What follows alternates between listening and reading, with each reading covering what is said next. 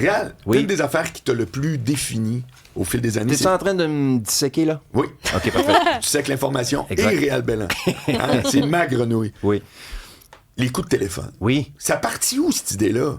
Eh bien, parce que j'ai fait de la radio 25 ans dans ma vie sur mes 38 ans de carrière. Fait que c'est sûr que à un moment donné, tu veux pas juste écrire des sketchs, tu sais, parce qu'à la radio, on devait livrer un sketch par jour, plus deux mini-sketchs. T'étais où à radio pendant ce temps-là? Ah, j'ai été partout. Ah ouais? J'ai été à Énergie très longtemps. OK. C'est là que j'ai commencé. J'ai commencé à Trois-Rivières, mais à Énergie. Après ça, j'étais allé à Montréal à Énergie. OK. Je suis transféré à C'est quoi après? OK. Dans le drive avec Patrice Lécuyer dans le temps qui s'appelait...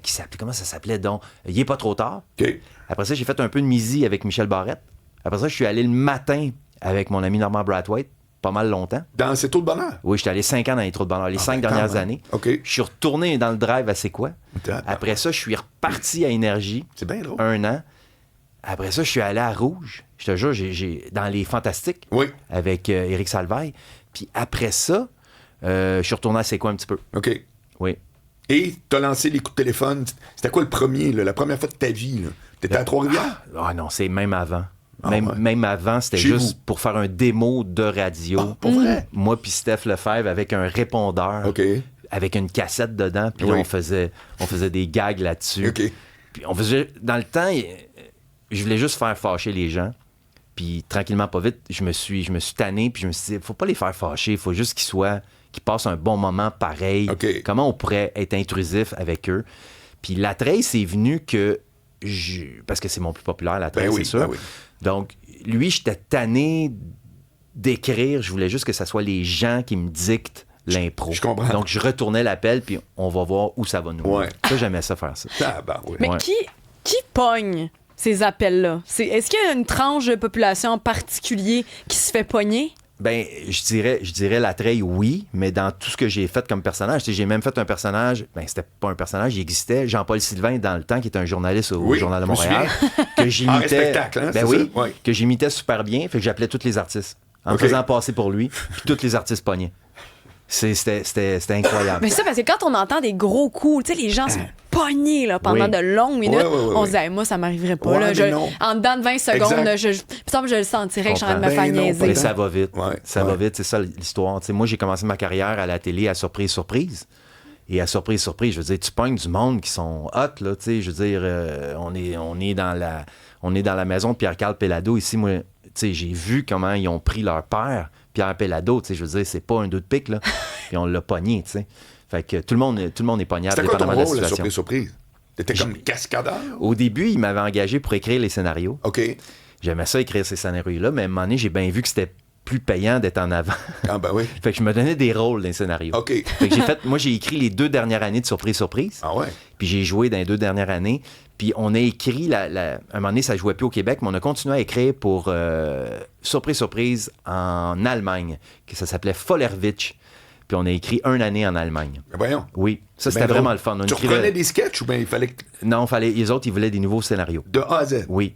T'es-tu allé là pour travailler? Non, j'ai resté ici. OK. Puis la personne avec qui on travaillait, qui était producteur, qui était Denis Savard, lui allait leur vendre les scénarios. Oui, Puis je les autres, connais ils voulaient Denis. de l'action. Là. Ouais. Est-ce qu'il y avait des choses à changer puisque le public est complètement différent? Ben, Niveau culturel? Ils voulaient de l'action. T'sais, ils nous appelaient puis ils nous disaient là, on a 4 BMW qu'on aimerait faire sauter. Vous pouvez les faire exploser, vous pouvez faire ce que vous voulez. C'est bien Puis drôle. là, on disait ah ouais. T'sais, ici au Québec, on faisait attention au budget. Ouais, ouais, ouais. Même si dans ce temps-là, en 94, quand je travaillais à Surprise Surprise, on dirait qu'on avait beaucoup plus d'argent pour faire de la télé. OK. Mais la première chose qu'on m'a dit, c'est fais attention, on n'a pas trop de budget. t'sais. Ouais, ouais, ouais, ouais. Même dans ce temps-là. Mais en Allemagne, c'était 11 millions de codes d'écoute. Faites sauter puis, les BM, on let's s'en go. sac. Ouais, c'est ça. Ah, Sérieux, ouais. ils t'ont Ouais. dit on aurait des BM à faire Oui. sauter. Oui. Ah, ben Vous ouais. avez fait quoi avec les BM? Bon, on les a fait sauter. Aïe, aïe. On a trouvé un moyen pour les faire sauter. Moi, je suis curieuse par rapport aux gens là, fâchés. Oui. Tu te faisais-tu écrire des fois après « Hey, maudit Réal Belland, tu m'as pogné, là, j'ai eu l'air d'un cave. C'est arrivé quelques fois, mais pas j'ai eu l'air d'un cave, mais comme, mettons, il y a une madame qui pensait que je l'espionnais dans sa douche. » Oh mon Dieu. Oh. Parce que je faisais un latreille, puis elle m'a pris pour le concierge. Puis là, je suis comme allé là, j'ai dit, il y a un trou dans votre douche, puis tout ça. Ah non. Puis là, elle a appelé la police, puis elle a dit que... Sérieux? Ouais. Oi, oi, oi. Oui, puis quand je suis arrivé chez nous, il y avait une carte d'inspecteur de police, fait que j'ai appelé l'inspecteur, puis il m'a dit... tu fais-tu la trail, là? Il y a une madame qui... Finalement, j'ai appelé la madame, j'ai expliqué. J'ai expliqué, puis j'ai donné une paire de billets pour mon show, puis elle a vu que je faisais la trail dans mon spectacle, puis elle a trouvé ça bien drôle. Puis, Mais Dominique Paquette, il m'a dit la même affaire. À propos, hein? Ben oui, parce que lui aussi, il en a fait des coups, là, surtout avec Mazie Paquet. Oui. Puis il racontait ça avec toi, Sybelle? Ouais, c'est avec nous. Ouais, c'est ça. Qui dit que la madame, écoute, il rappelait, puis il disait, puis là, non, parce que, tu sais, puis là, à un moment donné, elle a allumé, genre, longtemps après, en disant, Dominique Paquette! Wow. Mais sur le coup, là, c'était comme, non. Ouais. C'est capoté. Ouais. Aïe, aïe.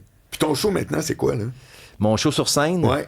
Ben écoute, c'est un show qui s'appelle Comme chez nous. Show de stand-up, ça c'est sûr et certain. Je me raconte plus, je parle beaucoup de mon côté Asperger. Il y a un numéro, mais c'est quasiment tout le show, mais il y a un numéro qui parle beaucoup de comment mon cerveau fonctionne. OK. Je parle beaucoup de ça. Parce que quoi? Pourquoi ça t'intéressait de focusser là-dessus? Je trouvais ça intéressant, pour vrai, parce qu'à force d'écrire de l'humour, j'ai écrit toute ma vie de l'humour, à un moment donné, tu comprends vraiment comment ton cerveau fonctionne, plus tu écris de l'humour, puis tu écris plus rapidement de l'humour. Puis le monde me disait tout le temps, mais tout est absurde. Puis moi, je me disais tout le temps, ben un gag, c'est absurde.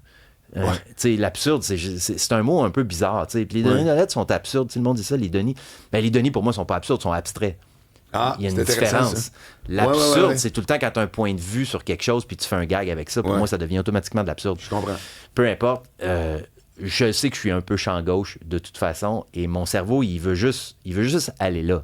Puis j'explique un peu ça en show. J'ai beaucoup de plaisir. Réal, justement, il y a quelqu'un qui nous a demandé un petit peu plus tôt, Étienne, il dit « J'aimerais ça savoir s'il est venu d'où le doute. » Ouais, mais laisse-le faire, Étienne. On n'est pas obligé de... Ouais, t'en fous Étienne, d'Étienne? là, il se prend vraiment comme... Il s'appelle peut-être même pas Étienne. Non, mais... il veut savoir quoi, le doute? Ben oui, qu'est-ce qui t'a mené la puce à l'oreille que tu pensais que t'étais Asperger?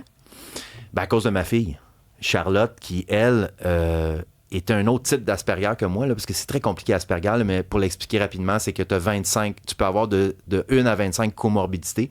Une comorbidité, c'est la dyslexie, mettons, des TOC, la dépression, l'anxiété. Bon, mettons. Fait que il y en a jusqu'à 25 comme ça. Charlotte, elle avait un Asperger type, elle faisait des dépressions en répétition. Puis elle savait pas si c'était bipolaire. Elle a fait beaucoup de recherches, puis à un moment donné, elle a fait comme « Oh, attention, j'ai trouvé quelqu'un qui se décrit comme Asperger. » Elle a fait des questionnaires sur le web, puis ça répondait exactement à ça. Et là, on l'a amené dans une clinique, la clinique d'Asperger de Montréal. On est allé faire passer un test à Charlotte, et moi, je suis avec elle. Puis le gars qui a passé le test, il m'a dit, ben votre père aussi, puis de toute façon, c'est héréditaire. Là, à 87%, tu as des chances, quand tu es Asperger, de faire un Asperger. Il m'a annoncé que j'étais Asperger aussi, à 47 ans. Mais ça arrive souvent, ça. On me raconte souvent ça. Qu'un parent avec un enfant, puis arrivé au test, ils disent, bon, ben votre fille, mais by the way, vous êtes dans la gang. Là. Ouais. Mais tu t'attendais à rien, zéro. Zéro. Là. Même que je disais souvent à Charlotte, quand ça allait pas, je disais, inquiète pas, j'étais pareil quand j'étais jeune. Tout va bien. Ouais. Ben, tout va pas bien. C'est comme un nain qui dit à son fils, nain, t'es un nain, inquiète-toi pas, plus tard, ça va être correct. Mais non, c'est ça. Il pourra pas aller chercher la canne de bine dans le haut pareil. Là. Ça risque pas de changer. Je sais qu'on peut pas dire nain, mais personne de petite taille. J'ai de le dire avec ma voix, tu m'aides pas. Là.